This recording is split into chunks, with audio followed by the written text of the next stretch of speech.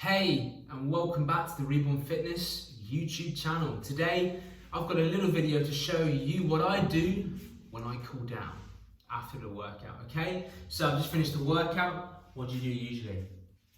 Probably just go straight home, don't you? We got to stretch. Stretching is important.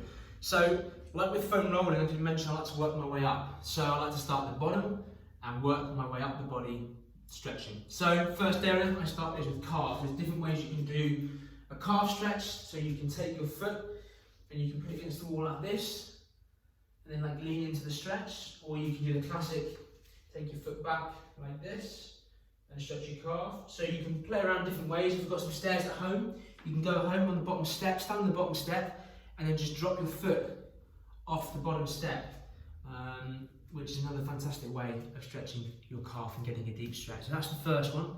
That's your first muscle group. The second one I work my way up is my hamstring. So there's different ways you can do hamstring stretch. Obviously, you've got the classic sort of one leg up to school like this, or both legs like this.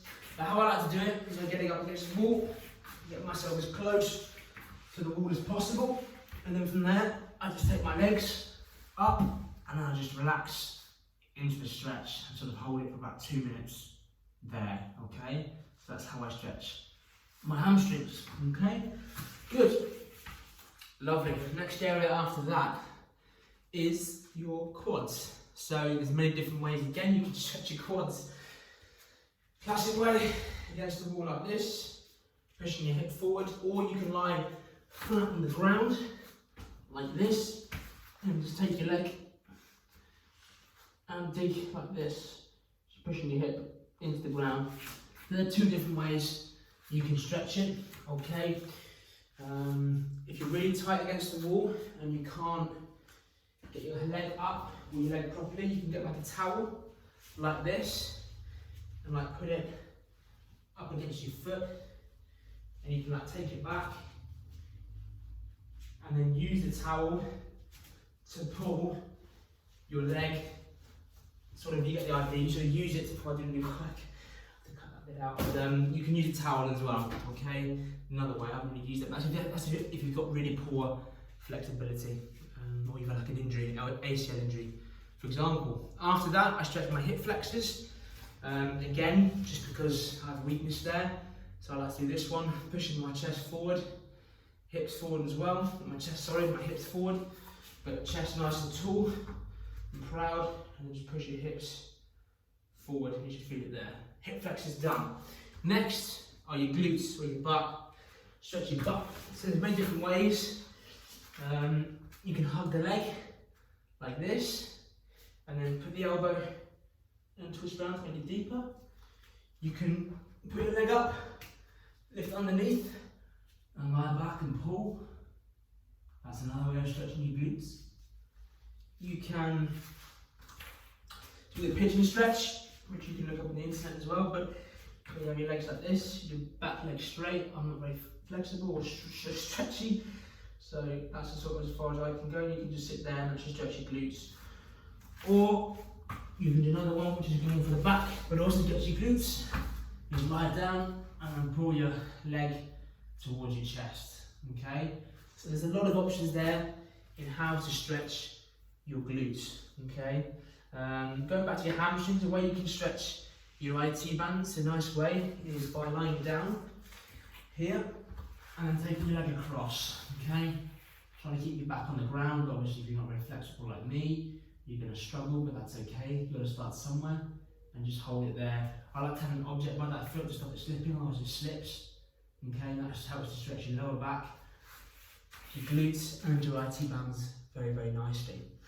Okay, and then if I work core, a nice one for the core is the cobra stretch. Okay, lifting up like this, hands, and stretching your abs out. It's a great one for your stomach. Okay, and then you get to your arms and some of your body lats. This one's a great one for your lats. Okay, you can sit in here. Just get your lats and your deltoids. Okay. If you want to isolate one area, just take your hand down to the side and then sit into that one like that. Isolate the area more. Come back to the centre. Go the other way. Okay? So there's many different options there. And then if you've worked arms, I like to do the classic tennis stretch, like tennis players will know this one. Arm across the body, like this. Okay? Other side. Okay? And then for your traps, not traps, for your triceps, this is a good one. For your triceps, okay? And then if you really want to get your lats again, you can do it against the wall, routine, but there's many different options. So you can have a little play around, take what you want, but also find a pattern that's good for you and get into a routine of doing it after every single session, okay? So make sure you get into a routine of doing it after the session, stretching. Work your way up, I like to do that so you don't miss anything. Calves, hamstrings, quads, hip flexors, glutes, back, IT bands. I know I've gone back down because I missed one, but so it'll be calves, I stretch first, got to my hamstrings, quads, IT bands, hip flexors, glutes, lower back if I've worked it, core if I've worked it, and then sort of deltoids, shoulders, lats, upper body, neck as well. Okay, and then just work your way up. Okay, so hopefully that's helpful. Take what you want away from it. You want any other questions though, don't hesitate to get in contact with me and I can help you in any way that you need and try and sort something out for you.